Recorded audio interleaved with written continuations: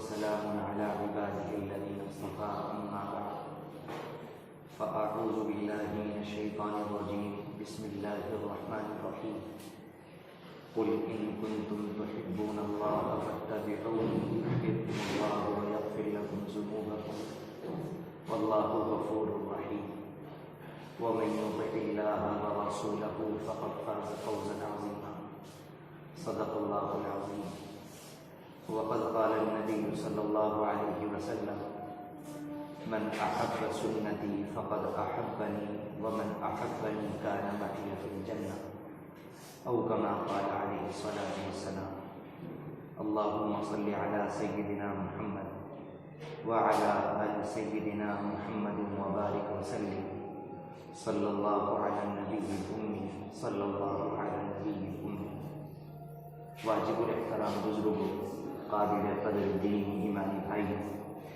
اور بہت ہی عزت و احترام کی مستحق دور بیٹھی سن رہی عزیز ماؤں میں گزشتہ 2 ہفتوں سے سنت کے تعلق سے چند باتیں عرض کی جا رہی ہیں اور مقصد ان باتوں کے تذکرے کا یہ ہے کہ ہماری زندگی سنت کے مطابق آ جائے، ہماری زندگیوں میں سنتیں شامل ہو جائیں اور ہم اپنی زندگی کو سنت کے مطابق ڈھال لیں۔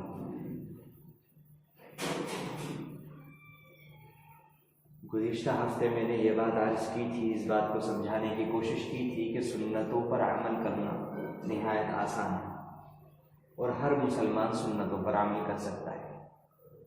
اور آج مجھے یہ بات عرض کرنی ہے کہ انسان کی یہ کیفیت ہوتی ہے، یہ فطرت ہوتی ہے کہ وہ ہر چیز میں اپنا فائدہ تلاش کرتا ہے کہ اگر میں یہ کام کروں گا تو مجھے اس میں کیا ملے گا، مجھے اس سے کیا نفع ہوگا۔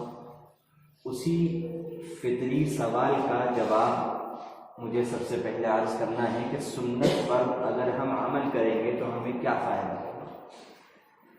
اس کے جواب میں پہلے مجھے ایک واقعہ سنانا ہے۔ مشہور واقعہ ہے کہ جب اللہ رب العزت نے حضرت موسیٰ علیہ السلام کو فرعون کے پاس بھیجا تو فرعون نے حضرت موسیٰ علیہ السلام کے مقابلے میں جادوگروں کو لا کر کھڑا کر دیا اور ایک وقت متعین ہو گیا کہ فلاں وقت میں فلاں دن سارا شہر اور اس کے لوگ جمع ہوں گے اور حضرت موسیٰ علیہ السلام کا اور جادوگروں کا مقابلہ ہوگا۔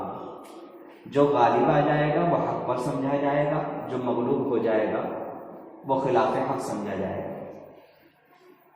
اس واقعے کے اندر ایک بات یہ سامنے آئی، سب کو معلوم ہے کہ جادوگر اس مقابلے کے بعد حضرت موسیٰ علیہ السلام پر ایمان لے آئے۔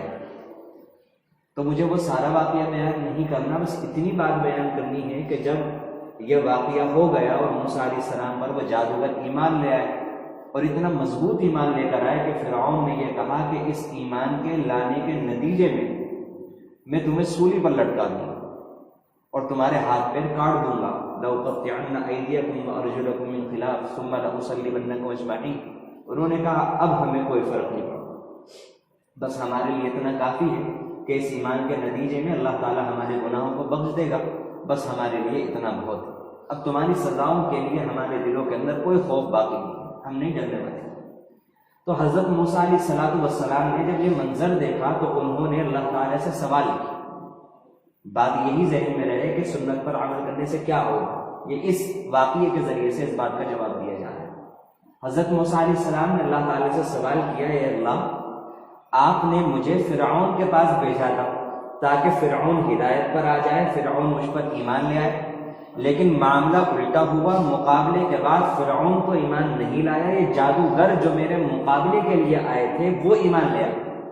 یہ کیوں ہوا، کس وجہ سے واقعہ پیش آیا کہ جس کے پاس نبی بنا کر بھیجا گیا اور یہ تاکید کی گئی فَقُولَا لَهُ قَوْلًا لَيِّنًا، نرمی سے بات کرنا، جا کر حضرت موسیٰ علیہ السلام اور ہارون علیہ السلام سے سختی سے بات نہ کرنا تاکہ وہ تمہاری بات سن سکے، غور و فکر کر سکے، ایمان لا سکے۔ اے اللہ وہ تو ایمان نہیں لایا، یہ سارے کے سارے جادوگر کیوں ایمان لے آئے؟ تو فرعون کے ملک کا یہ اصول تھا کہ جب بھی بادشاہ کے سامنے کچھ لوگ اپنا کرتب دکھاتے تھے، کھیل دکھاتے تھے، تماشا کرتے تھے، تو ان سب کا لباس ایک ہوا کرتا تھا۔ چنانچہ جب دونوں کو مقابلے کے لیے آنا تھا تو اس ملک کے قانون کے تحت دونوں کو ایک ہی لباس پہننا تھا۔ چنانچہ حضرت موسیٰ علیہ السلام سے کہا گیا آپ جادوگروں کا لباس پہن لیں، انہوں نے بالکل انکار کر دیا، میں تو نہیں پہنوں گا۔ بہت مجبور کیا، انہوں نے نہیں مانا۔ چنانچہ جادوگروں سے کہا گیا کہ آپ موسیٰ علیہ السلام کا لباس اختیار کر لیں، ان کے لیے کوئی مسئلہ نہیں تھا، انہوں نے اختیار کر لیا۔ اللہ تعالیٰ نے جواب دیا اے پیارے موسیٰ، اصل مسئلہ یہ تھا کہ جب ہم نے ہدایت کرنے کا فیصلہ کیا تو ہم نے یہ دیکھا کہ ان جادوگروں نے ہمارے پیغمبر جیسا لباس پہنا ہوا ہے، اس لیے ہم نے اس مشابہت کی وجہ سے، اس سنت پر عمل کرنے کی وجہ سے ان کے حق میں ہدایت کا فیصلہ کیا۔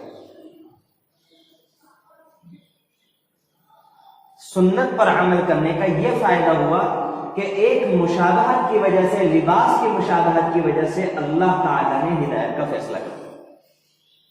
یہ سنت اتنی اونچی چیز ہے۔ حضرت امام مالک رحمۃ اللہ علیہ فرمایا کرتے تھے کہ اتباع سنت، سنت کے مطابق زندگی گزارنا، سنت پر چلنا، یہ نوح علیہ السلام کی کشتی کے مانند ہے۔ جب طوفان نوح آیا تھا اس وقت جو لوگ کشتی میں سوار ہو گئے تھے، صرف وہ لوگ طوفان سے بچ سکے تھے جو کشتی سے باہر تھے، ان میں سے کوئی بھی چرند پرند جانور، کوئی بھی جاندار طوفان سے نہیں بچ سکا تھا۔ اسی طرح فتنوں کے زمانے میں، خصوصاً اس زمانے میں جو فتنوں کا زمانہ چل رہا ہے، اس زمانے میں جو شخص اتباع سنت کی کشتی کے اندر سوار ہو جائے گا وہ فتنوں سے، بے حیائی سے، بے ایمانی سے، نفاق عملی سے، نفاق اعتقادی سے، شرک سے، ہر بری چیز سے، ہر اس چیز سے جو اللہ کے درمیان اور اس کے درمیان رکاوٹ بنتی ہے، محفوظ ہو جائے گا۔ اور جو سنت کی کشتی میں سوار نہیں ہوگا، جس طرح سے کشتی نوح سے جو باہر رہا وہ نہیں بچ سکا، اسی طرح اتباع سنت کی کشتی سے جو باہر رہے گا وہ بچ نہیں سکے۔ اور اللہ تعالیٰ نے کتنے زبردست انداز میں قرآن کریم میں بیان فرمایا، اے نبی آپ ان کو بتلائیے، قل ان کنتم تحبون اللہ، سنتوں پر عمل کرنے سے کیا ہوگا اس کا بیان میں کر رہا ہوں کہ اے نبی آپ ان کو بتائیے۔ اللہ کتنا پیارا انداز ہے اللہ تعالیٰ کا بتانے کا۔ ہم جیسے گنہگاروں، ہم جیسے گندوں کو بتانے کے لیے اللہ تعالیٰ نے کس شخصیت کا انتخاب فرمایا۔ اللہ کا کتنا شکر ادا کرنے کی ضرورت ہے۔ اے نبی آپ ان کو بتلائیے۔ اس کے اولین مخاطب صحابہ کرام ہیں، اس کے بعد کے لوگ ہم بھی مخاطب ہیں۔ اللہ تعالیٰ نے ہم جیسے گندوں کو بتانے کے لیے اس دنیا کی سب سے بزرگ، سب سے چہیتی، اپنے سب سے مقرب ہستی کو منتخب فرمایا، یعنی جناب محمد رسول اللہ صلی اللہ علیہ وسلم کو اے نبی آپ ان کو بتائیے۔ اگر تم اللہ سے محبت کرتے ہو، دنیا کے اندر ہم دیکھتے ہیں کہ اگر ایک انسان اپنے کسی محبوب سے محبت رکھتا ہے تو تنہا اس کے محبت کرنے سے تعلقات آگے نہیں بڑھ سکتے جب تک سامنے والا اس کی محبت کو قبول نہ کر لے۔ اسی اصول کے تحت میں اور آپ یہ سوچیں کہ ہر انسان اللہ کی محبت کا محتاج ہے۔ ہر انسان کی فطرت میں اللہ نے جذبہ رکھا ہے کہ وہ اپنے خالق، اپنے رب، اپنے پروردگار سے محبت کرے۔ اب اگر انسان کو یہ نہ پتا ہو کہ میں جو محبت کر رہا ہوں اللہ تعالیٰ کو قبول بھی کر رہا ہے یا نہیں کر رہا ہے، میں ساری زندگی اپنے پروردگار سے محبت کروں، ان کی محبت میں حرام سے اپنے آپ کو بچاؤں، اپنی نگاہ نیچے رکھ کر چلوں، اپنی زبان میں جھوٹ سے بچاؤں، حرام لقموں سے اپنے آپ کو بچاؤں، اس کے نتیجے میں میرے پروردگار کی مجھے قیامت کے دن محبت ملے گی بھی یا نہیں؟ ہم سوچیں اگر اللہ نے قرآن میں نہ بیان کیا ہوتا، نہ جانے جن کے دلوں میں اللہ تعالیٰ نے محبت کی آگ رکھی ہوئی انہیں کیسے قرار آتا۔ اللہ کی شان قریبی دیکھیے، نبی کو منتخب فرمایا، اے نبی آپ اس سوال کا جواب دیجئے کہ اے بندو اگر تم مجھ سے محبت رکھو گے، مجھ سے محبت کرنا چاہتے ہو اور تمہیں یہ سوال پریشان کر رہا ہے کہ ہماری یہ محبت اللہ کے یہاں قابل قبول ہے بھی یا نہیں، اور قبول کرنے کے بعد اللہ کا پیار، اللہ کی محبت دیکھیں کہ ہم جیسے کیڑے سے بھی بدتر، گندی نالی کے کیڑے سے بھی بدتر اعمال کے اعتبار سے، سوچ کے اعتبار سے، ہم جیسے بندوں سے اللہ تعالیٰ فرماتے ہیں کہ اگر تم اتباع سنت کو اپنا لو گے تو میں پروردگار، میں خالق السماوات والارض، میں عالم الغیب والشہادہ تم سے بذات خود محبت کروں۔ اللہ نے سوال کا جواب دے دیا، میں ایکسپٹ کرتا ہوں تمہارا پیار، تمہاری محبت میں قبول کرتا ہوں، اور صرف یہی نہیں تمہاری محبت قبول کرتا ہوں بلکہ میں خود تم سے محبت کرنے لگوں گا اگر تم اتباع سنت کو اپنا زیور بنا لو گے، اگر تم اتباع سنت کو اپنی زندگی میں لاگو کر لو۔ یہ ایسی زبردست چیز ہے کہ ایک عام سے بندے کو، ایک کاروبار کرنے والے شخص کو، ایک ہاتھ سے مزدوری کرنے والے شخص کو، ایک رکشہ چلانے والے شخص کو، ایک آفس میں بیٹھ کر کام کرنے والے شخص کو اگر کوئی چیز اللہ کا محبوب بنا سکتی ہے تو وہ ہے اتباع سنت۔ عجیب بات ہے، عجیب بات، ہم لوگ سمجھ نہیں پائے اپنے دین کو۔ ایک موقع پر اللہ کے نبی صلی اللہ علیہ وسلم نے ایک صحابی سے مسافہ کی۔ آپ نے دیکھا کہ ان صحابی کا ہاتھ ذرا سخت ہے، آپ نے معلوم کیا اللہ کے بندے تمہارے ہاتھ تو بڑے سخت ہیں۔ وہ کہنے لگے اللہ کے نبی صلی اللہ علیہ وسلم میرا کام یہ ہے کہ میں پہاڑوں کو توڑ کر وہاں سے جو پتھر آتے ہیں اس کو بیچ کر مزدوری کرتا ہوں، میرا یہ کام ہے پتھروں کا توڑنا ہتھوڑے سے، تو ظاہر ہے کہ میرے ہاتھ سخت ہوں گے۔ اللہ اکبر کبیرہ۔ اللہ کے نبی صلی اللہ علیہ وسلم نے حدیث میں ارشاد فرما دیا اس بات کے جواب میں، الکاسب حبیب اللہ، جو اپنی ہاتھ سے محنت کرے گا وہ اللہ کا دوست۔ کوئی تصور ہے اللہ کی رحمتوں کا؟ انسان مزدوری کر رہا ہے جنگلوں کے اندر، کھیتوں کے اندر، پتھر توڑنے والا وہ اللہ کا حبیب بن گیا۔ کتنا آسان رکھا اللہ رب العزت نے اپنی محبت کو، کتنا تقسیم فرمایا، کتنا عام فرمایا اللہ رب العزت نے اپنی محبت کو، کہ اس حالت میں بھی وہ اللہ کا بندہ محنت کر کے حلال کمائی کر کے اللہ کا محبوب بن سکتا۔ اب کیا گنجائش باقی رہ جاتی ہے کہ کوئی انسان یہ سوچے میں اللہ کا محبوب نہیں بن سکتا؟ میں نے گزشتہ ہفتے بھی یہ بات عرض کی تھی کہ اللہ کے محبوب بننے کے لیے صرف 3-4 چیزیں ضروری نہیں ہے کہ اگر انسان یہی 3-4 چیزیں کرے گا تبھی اللہ کا محبوب بنے گا، نہیں۔ جتنا انسان سنتوں کو اختیار کرتا رہے گا اللہ کا محبوب بنتا جائے گا۔ ایک انسان نے 10 سنتیں اختیار کی ہوئی ہیں، وہ 10 سنتوں میں اللہ کا محبوب ہے، دوسرے نے 20 کی ہوئی ہیں، وہ 20 میں اللہ کا محبوب ہے، ایک نے 100 کی ہوئی ہیں، وہ 100 میں اللہ کا محبوب ہے۔ جتنا ہم یہ چاہتے ہیں کہ اللہ ہم سے محبت کرے اور ہمارے دل میں اللہ کی محبت پیدا ہو، اتنا اتباع سنت میں مقام حاصل کرتے جائیں، اتباع سنت بڑھاتے جائیں، اللہ کی محبوبیت ہمیں ملنی شروع ہو جائے گی۔ اور قرآن کریم کی جو دوسری آیت میں نے آپ کے سامنے تلاوت کی اس میں اللہ تعالیٰ فرماتے ہیں وَمَن يُطِعِ اللَّهَ وَرَسُولَهُ فَقَدْ فَازَ فَوْزًا عَظِيمًا، جس نے اللہ اور اس کے رسول کی فرما برداری کر لی۔ اللہ تعالیٰ کو ہمیں نظر نہیں آتے، ہم اللہ کے اتباع کیسے کریں گے؟ اللہ کے نبی جو زندگی گزار کر ہمیں دکھا گئے، صحابہ کرام کے سامنے نمونہ آ گیا، صحابہ کرام نے اس کو بیان فرما دیا، اس نمونے کو سامنے رکھ کر اپنی زندگی کو ڈھال لے، وہ اللہ کی اطاعت ہے، وہ اس کے رسول کی اطاعت ہے، کیا ملے گا؟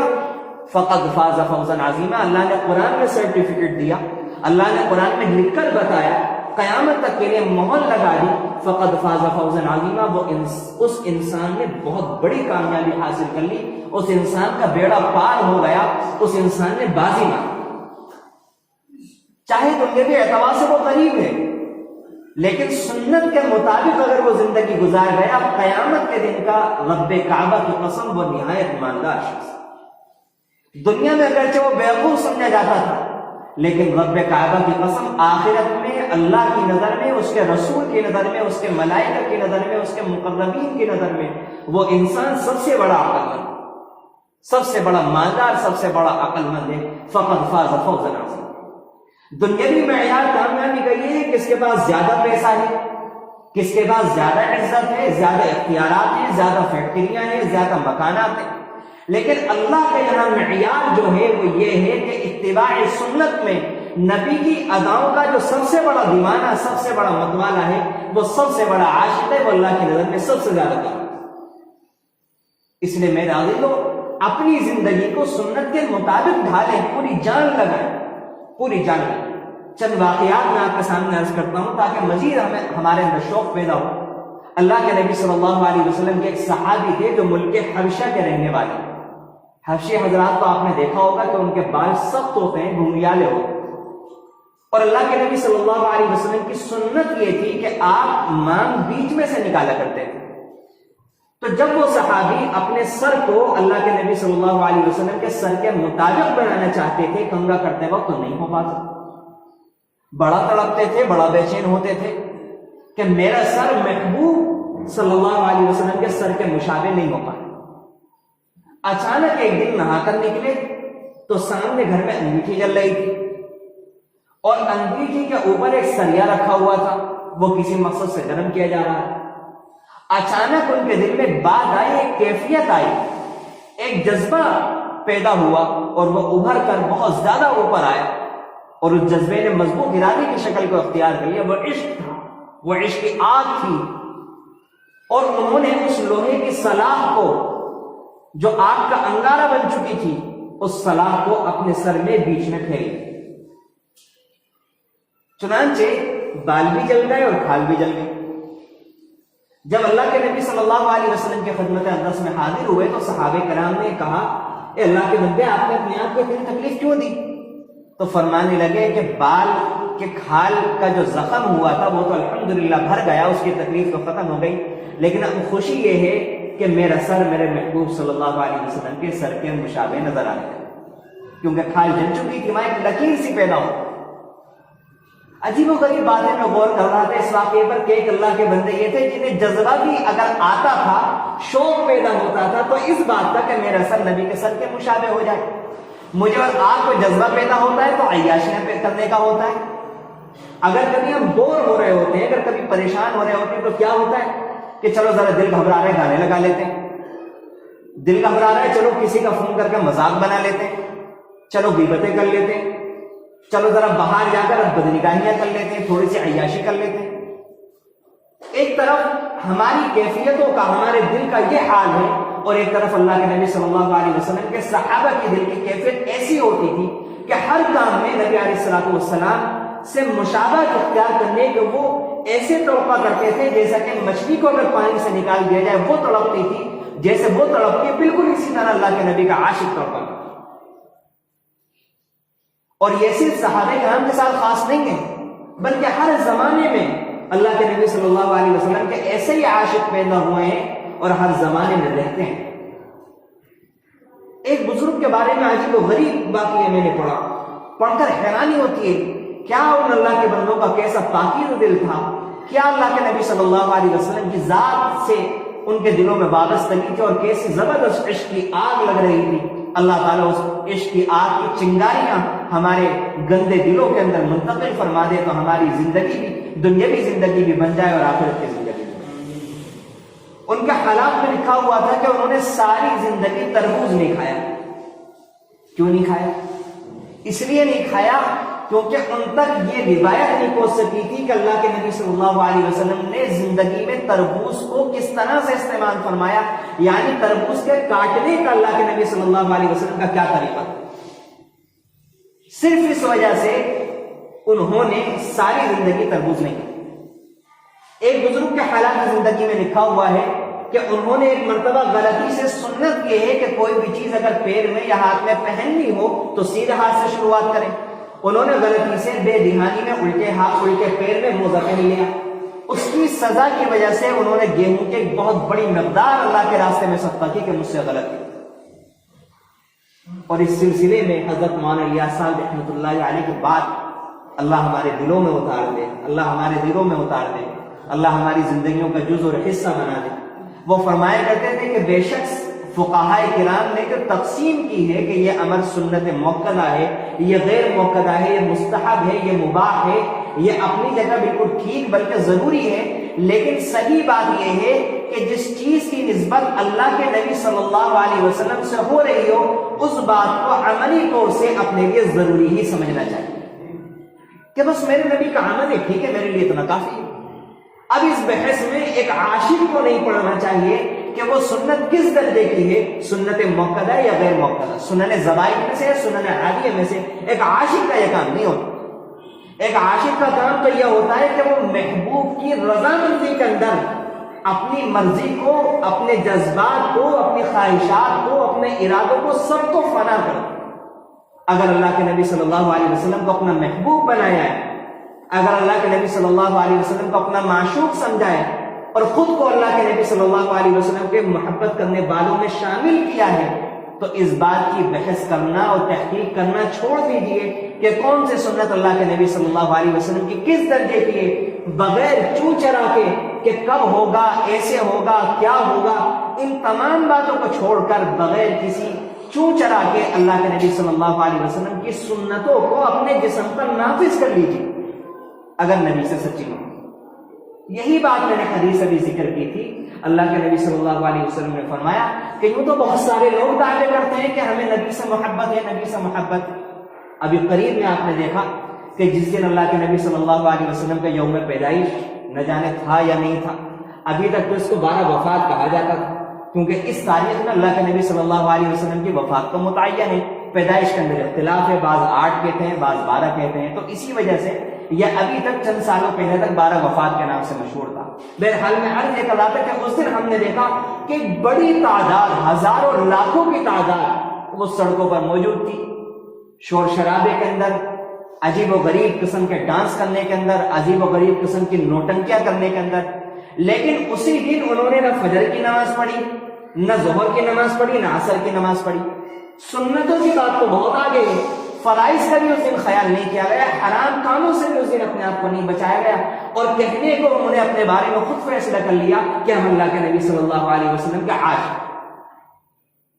میرے عزیزوں، ان لوگوں سے بھی کہ جو اس طرح کے کام کو کرتے ہیں، اور ان لوگوں سے بھی جو ان کو پسندیدگی کی نگاہ سے دیکھتے ہیں، یا ان لوگوں سے بھی کہ جو ایسے تماشوں کے دیکھنے میں اپنے آپ کو شریک کرتے ہیں، بڑی عاجزانہ درخواست۔ میں کسی کے عمل پر تنقید نہیں کر رہا ہوں، لیکن اللہ کے نبی نے خود معیار متعین فرمایا کہ میری محبت کا کیا معیار ہے، کیا کسوٹی ہے، کیا پیمانہ ہے۔ آپ فرماتے ہیں کہ جو مجھ سے محبت کرے گا وہ میری سنت سے محبت کرے گا۔ انسان جس سے محبت کرتا ہے اس کی ایک ادا پیاری ہے۔ انسان کو اپنے بچے سے پیار ہوتا ہے، اپنے بچے سے محبت ہوتی ہے، اس کو بچے کی توتلی زبان میں ہر لفظ اس کا نکلا ہوا اس کو پیارا لگتا ہے، کسی کو لگتا ہو نہ لگے، لیکن اس کے باپ کو، اس کی ماں کو، اس کا ایک ایک جملہ جس کا کوئی مطلب نہیں، بیکار کی، فضول کی بات کر رہا ہے، لیکن انہیں اچھا لگتا ہے۔ کیوں؟ کیونکہ وہ ان کا اپنا بیٹا ہے، اپنا بچہ ہے۔ بالکل اسی طرح جو انسان یہ سوچتا ہے کہ نہیں یہ تو میرے نبی ہیں، جس نے یہ سمجھ لیا، جس کے دل میں یہ بات ہے کہ میرے نبی ہیں، تو رب کعبہ کی قسم وہ نبی کی ہر ادا کا عاشق ہوتا ہے، ہر ادا کا عاشق ہوتا ہے۔ اسے نبی علیہ الصلوۃ والسلام کی ہر ادا لگتی ہے، اور اس کا دل مچلتا ہے کہ کب میری زندگی میں میرے محبوب کی ادائیں آئیں گی، کب میں بالکل ظاہری اعتبار سے اپنے محبوب کے مطابق نظر آؤں گا، کب میری کیفیات، کب میرے جذبات، احساسات، خواہشات، میرا ظاہر اور باطن میرے محبوب کے ظاہر اور باطن کا مطابق۔ حضرت عبداللہ ابن عمر رحمۃ اللہ علیہ ایک موقع پر حج کے لیے جا رہے ہیں، قافلہ ساتھ میں، ایک جگہ پر رکے اور آگ کی وجہ سے پورا قافلہ ٹھہرا، اور آپ جنگل میں ایک جگہ تشریف لے گئے، ایسے جیسا کہ آپ کو استنجے کی ضرورت ہے، قضاء حاجت کی ضرورت ہے۔ آپ بیٹھے، خادم نے لوٹا پیش کیا، لیکن آپ نے استعمال نہیں فرمایا، کچھ دیر کے بعد اٹھ کر واپس آ گئے۔ باقی ساتھیوں نے سوال کیا کہ حضرت آپ رکے، آپ کی وجہ سے سارا قافلہ رکا، آپ کو ضرورت تو تھی نہیں، کوئی خاص وجہ؟ آپ فرمانے لگے بات دراصل یہ تھی کہ مجھے قضاء حاجت کی بالکل ضرورت نہیں تھی، لیکن جب ہم اللہ کے نبی صلی اللہ علیہ وسلم کے ساتھ گزرے تھے، اس وقت اللہ کے نبی صلی اللہ علیہ وسلم یہاں قضاء حاجت کے لیے رکے تھے، تو میں نے یہ سوچا کہ کیوں نہ میں اللہ کے نبی صلی اللہ علیہ وسلم کے اس عمل کی مشابہت اختیار کر لوں، میں اس وجہ سے ایسی بات میں بھی مشابہت اختیار کرنا یہ صحابہ کرام اپنے لیے باعث فخر ہے۔ ایک بزرگ کا انتقال کا وقت قریب آ رہا ہے، سکرات کا وقت چل رہا ہے، اس وقت میں وہ اپنے شاگردوں سے کہتے ہیں کہ مجھے وضو کرا۔ اب ظاہر سی بات ہے کہ جس انسان کے اوپر سکرات کی کیفیت طاری ہو، سکرات کی کیفیات ہو، تو اس کا جسم اپنے اختیار میں تو نہیں رہتا، اس کا جسم بہت بھاری ہو جاتا ہے۔ اب ایسے وقت میں اگر کوئی دوسرا انسان وضو کرا رہا ہے تو اس کے لیے بڑا مشکل ہوگا پورا وضو کرانا، تو لہذا شاگردوں نے وضو کروایا، لیکن انگلیوں میں خلال نہیں کروایا۔ جب وہ واپس لے کے تو ان کو خیال آیا کہ میرے شاگردوں نے مجھے خلال تو کروایا نہیں، کس عالم میں؟ سکرات موت کے عالم میں، کہ اب چند منٹوں کے بعد ملک الموت سامنے آنے والے ہیں اور روح کھینچنے والی ہے، اس عالم میں کیسا زبردست اللہ کے نبی صلی اللہ علیہ وسلم کی مشابہت اختیار کرنے کا جذبہ ان عاشق صادق کے دل میں اللہ تعالیٰ نے پیدا کیا تھا۔ اللہ تعالیٰ اس کی کچھ چنگاری، اس کے کچھ ذرات ہم جیسے لوگوں کے دلوں میں بھی پیدا فرمائے۔ تو اپنے شاگردوں سے کہنے لگے کہ بھائی مجھے دوبارہ اٹھاؤ اور کھلا کرو. وہ شاگرد کہنے لگا حضرت یہ تو سنت کا ہی تو معاملہ ہے, ایسا تو ہے نہیں اس کے بغیر وضو نہیں ہوگا, آپ رہنے دیں, ایسی کیفیت چل رہی ہے اور ایسی زبردست آپ کو ضعف ہے, بیماری ہے. تو فرمانے لگے, کیا زبردست جواب دیا, فرمانے لگے کیا چند منٹوں میں اللہ کے نبی صلی اللہ علیہ وسلم سے میری ملاقات ہونے والی ہے, میں یہ نہیں چاہتا کہ میں محبوب کے سامنے اس حال میں حاضر ہوں کہ میں نے ان کی سنت کو چھوڑا. میرے عزیزو, اگر ہمیں یقین ہے کہ اللہ کے نبی صلی اللہ علیہ وسلم سے کل ملاقات ہونی ہے تو کس منہ سے اللہ کے نبی صلی اللہ علیہ وسلم سے ملاقات کریں گے؟ تب کہ حال یہ ہے کہ سب سے زیادہ سنتوں کے چھوڑنے والے ہم خود ہیں. اسی لیے آپ نے فرمایا جو مجھ سے محبت کرتا ہے وہ میری سنت سے ضرور محبت کرے. اگر انسان سنتوں پر عمل نہیں کر رہا ہے وہ اپنی محبت کے دعوے میں جھوٹا ہے. اور آپ نے فرمایا جس نے میری سنت سے محبت کی, سنت پر عمل کرنے سے کیا ملے گا؟ اس کا جواب کان معی فی الجنہ, وہ میرے ساتھ جنت میں ہوگا. اللہ اللہ, کتنا پیارا نظام ہے اللہ کا, کتنا پیارا نظام. ہم غور نہیں کرتے حدیث کا الفاظ پر. ایک نبی کا مقام, نبی کو کتنی اونچی جنت, کتنا بلند مقام, کتنے اونچے درجات, کیا کیا عظیم الشان نعمت اللہ تعالیٰ نصیب فرمائیں گے. اور حدیث میں اتباع سنت کے انعام کے طور پر اللہ نے فرمایا کہ ایک عام انسان اگر یہ چاہتا ہے کہ میرا حشر اللہ کے نبی صلی اللہ علیہ وسلم کے مقام پہ ہو جائے, اللہ کے نبی فرماتے ہیں میری سنت پر آ جاؤ, میری سنت کے مطابق زندگی گزار لو, جنت میں اللہ تعالیٰ اپنے فضل و کرم سے میرے ساتھ حشر فرما دے. عجیب حدیث ہے, عجیب حدیث ہے. جتنا غور کریں اتنا مزہ آتا ہے. آپ تصور کریں اس حدیث کا مطلب سمجھنے کے لیے, گویا کہ یہ ایسی مثال ہے کہ اللہ کے نبی صلی اللہ علیہ وسلم جیسے بہت اوپر چلے گئے, اب ہم جیسے لوگ بہت نیچے ہیں. اب اللہ کے نبی تک ہمیں اوپر جانے کے لیے, اللہ کے نبی تک پہنچنے کے لیے اوپر جانا ہوگا. اب اللہ کے نبی تک اوپر کیسے جائیں؟ سیڑھی کوئی ہے نہیں, زینہ کوئی ہے نہیں. اب اللہ کے نبی صلی اللہ علیہ وسلم کی طرف سے زنجیر لٹکا دی گئی کہ اگر اس زنجیر کو پکڑنے کا کوئی تو اللہ کے نبی صلی اللہ علیہ وسلم تک اس کو کھینچ دیا جائے گا. اس زنجیر کا نام کیا ہے؟ اس زنجیر کا نام سنت. اگر کسی کے دل میں یہ خواہش ہو کہ اگر میں اللہ کے نبی کے زمانے میں ہوتا تو میں ایسا کرتا ویسا کرتا, کوئی بات نہیں. آپ کے جذبات بہت مبارک, بہت قابل احترام, ہزار بار مبارک. اللہ کے نبی چلے گئے لیکن اللہ کے نبی کی ایک ایک سنت ایسی ہی موجود ہے جیسے کہ اللہ کے نبی صلی اللہ علیہ وسلم موجود ہے. آپ کے جانے کے بعد آپ کی سنتیں ختم نہیں ہوئی, آپ کی پوری سیرت طیبہ ہمارے سامنے موجود ہے. سنتوں کو اپنانا. اور ایک حدیث میں اللہ کے نبی صلی اللہ علیہ وسلم نے فرمایا کہ جو انسان سنتوں پر چلے گا اس کو 4 باتیں ملیں گی. کیا کیا؟ ایک بات تو یہ کہ اللہ تعالیٰ نیک لوگوں کے دلوں میں اس کی محبت پیدا فرما دی, اور نیک لوگوں میں فرشتے بھی شامل ہوتے ہیں. جب ان کے دلوں میں اللہ تعالیٰ محبت فرمائیں گے تو اللہ کے حکم سے ان کو ہماری ضروریات کے لیے سفارش کرنے کا بھی موقع ملے گا, ان کی دعائیں بھی ملیں گی, اور فرشتوں کی دعائیں بھی رد نہیں ہوتی. پورے عالم کے جو نیک لوگ ہیں اللہ تعالیٰ ان کے دلوں کے اندر سنت پر عمل کرنے والی کی محبت پیدا فرما دے.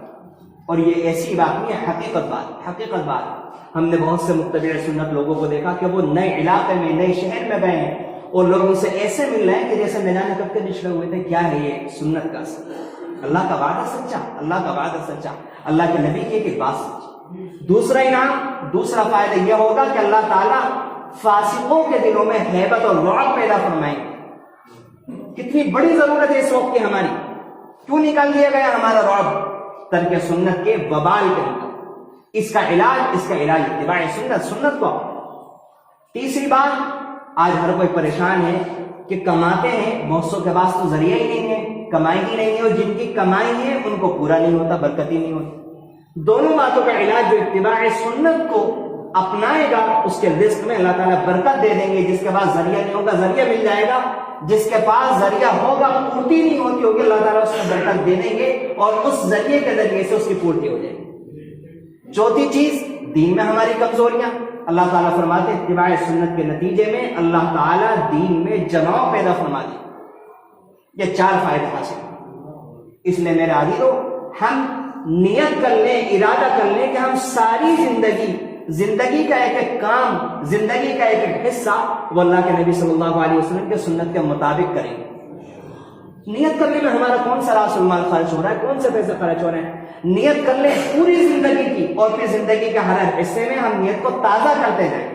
اگر ہم اس کے بعد تازہ نہیں کر سکے تو بہت ممکن ہے اللہ کی رحمت سے کوئی بعید نہیں ہے کہ اللہ تعالیٰ اس وقت جو ساری زندگی گزارنے کی نیت کری ہے، قیامت کے دن اللہ تعالیٰ اسی کو بہانہ بنا کر ہماری مغفرت فرما دیں، اور ہماری اس نیت کی وجہ سے اللہ تعالیٰ اتباع سنت کا اتباع کر کے جنہوں نے ساری زندگی گزاری ہے، شاید اللہ تعالیٰ ہمیں ان لوگوں میں شامل فرمائے. اللہ کے خزانوں میں کوئی کمی نہیں ہے. سوچنے کی بات یہ، میں نے گزشتہ ہفتے بھی چند مثالیں عرض کی تھی کہ قرآن کریم، اگر ہم قرآن کریم کی تلاوت کرتے ہیں تو اللہ کے نبی صلی اللہ علیہ وسلم پر قرآن کریم نازل ہوتا تھا، اور آپ ہر آیت صحابی کو پڑھ کر سنا دیں. یعنی جب ہم سورہ فاتحہ پڑھیں گے الحمدللہ رب العالمین، تو ہر حرف کے اوپر 10 نیکی ملنی ہے، الف کے اوپر 1، لام کے اوپر 1، 10 نیکی تو ویسے ہی ملنی ہے. اور اگر ہم اس کے اندر یہ نیت کر لیں کہ ہم اتباع سنت کی وجہ سے محبوب نے قرآن کریم کو سورہ فاتحہ کو پڑھائے، اس سنت پر عمل کی نیت سے ہم قرآن کریم پڑھ رہے ہیں، تو آپ یہ سوچیں کہ ایک ایک حرف پر ہمیں ایک سنت پر عمل کرنے کا ثواب مل جائے گا. اور اگر ایک چند صفحے بھی ہم پڑھنے کے تلاوت کر لیں گے تو ہمیں سینکڑوں اور ہزاروں سنتوں پر عمل کرنے کا ثواب مل جائے گا. اتنا آسان. ہم بازار سے گوشت کون نہیں خریدتا؟ اللہ کے نبی صلی اللہ علیہ وسلم نے کیا گوشت نہیں کھایا؟ لیکن مسئلہ یہ ہے، وہی بات جو میں عرض کر رہا ہوں، گزشتہ ہفتے بھی عرض کی تھی، کہ ہم سمجھتے ہیں کہ دین دوسری دنیا ہے اور یہ دوسری دنیا ہے. ہمیں لگتا ہے کہ اگر کوئی انسان اپنی دنیاوی ضروریات پوری کر رہا ہے وہ دین سے دور جا رہا ہے. لیکن میرا عزیز، تو یہ بہت بڑی غلط فہمی ہے، اس نے بہت بگاڑ پیدا کیا ہے. ہمارے اس امت محمدیہ کو جو دین ملا ہے، اس کی سب سے بڑی خوبصورتی تو یہی ہے کہ دنیاوی زندگی کو نبی کے طریقے کے مطابق گزارنا، یہ دین ہے ہمارا. بازار میں ہم جائیں، گوشت ہر کوئی خریدتا ہے، لیکن گوشت اس لیے خریدتے ہیں ہمیں اچھا لگتا ہے، گوشت اس لیے خریدتے ہیں کہ ہماری غذائیت ہے، ہمارا پیٹ بھر جائے. یہ دونوں باتیں تب بھی پوری ہوں گی ہم یہ نیت کر لیں کہ محبوب صلی اللہ علیہ وسلم گوشت کھایا کرتے تھے، ہم اتباع سنت کی نیت کر لیں، ذائقہ تب بھی مل جائے گا، غذائیت تب بھی مل جائے گی، پیٹ تب بھی بھر جائے گا، آپ کو سنت پر عمل کرنے کا ثواب مل جائے گا. بس ذرا سا دیکھ لیں اللہ کے نبی کون کون سی سبزیاں کھاتے تھے، آپ نے کون سی کھائی ہیں. آپ کو ہرگیہ بہت پسند تھا، ہرگیہ ہمارے گھروں میں پکتا ہے. بس خرید کے بعد اگر ہم نے نیت کر لی رب کعبہ کے قسم، خریدنا یہ ثواب، خرید اٹھا کر لانا یہ ثواب، ہر قدم پر جب تک ہم گھر پر لے کر آئیں گے، دھونے والا اگر اس عقیدت سے دھوئے تو اس کو ثواب، کاٹنے والا اس سنت کی عقیدت میں کاٹے تو ثواب، چھیلنے کا ثواب، پکانے کا ثواب، کھانے کا ثواب، ایک ایک بات کا ثواب. بس ذرا سا نیت کو مستحضر کرنے کی ضرورت ہے. جب ہم نماز پڑھتے ہیں ہاتھوں کو تو اٹھاتے ہی نہیں، اور یہ جو ہم ہاتھ اٹھا رہے ہیں کانوں کی لو تک، اس طرح جو ہم ہاتھ میں سنت ہے، یہ جو ہم ہاتھ ناک کے نیچے باندھنے سنت ہے، یہ ہمیں حلقہ بنانا یہ الگ سنت ہے، تینوں انگلیوں کو کلائی پر رکھنا یہ الگ سنت ہے، ناک کے نیچے باندھنا یہ ایک الگ سنت ہے. 3 سنتوں کا ثواب 4 سنتوں کا تو ایسے ہی مل گئے. بس استحکام نہیں ہو پا رہا ہے، اور اس کا طریقہ وہی ہے جو میں نے عرض کیا تھا کہ ہم سنتوں کو جانیں. جن علماء سے ہمارا تعلق ان سے معلوم کریں، یہ سب سے اچھا طریقہ ہے. کتاب خرید کر پڑھیں اور سنت کا بار بار استحضار پیدا کر کے ہم سنت کو اپنی زندگی میں لانے کی کوشش کریں. اس سے ہماری دنیاوی مسائل بھی حل ہوں گے، ہماری دنیاوی ضروریات بھی پوری ہوں گی، ہماری آخرت بھی بنے گی، اور ہماری آخرت کی ضروریات بھی پوری ہوں گی. اللہ سے دعا ہے کہ اللہ تعالیٰ ہمیں ان باتوں پر عمل کی توفیق نصیب فرمائے. اللہ تعالیٰ ہمیں ہر کام سنت کے مطابق کرنے کی توفیق نصیب فرمائے. اللہ تعالیٰ ہم سب کے دلوں میں اپنی اور اپنے حبیب صلی اللہ علیہ وسلم کی محبت پیدا فرمائے. آمین. وآخر دعوانا الحمدللہ.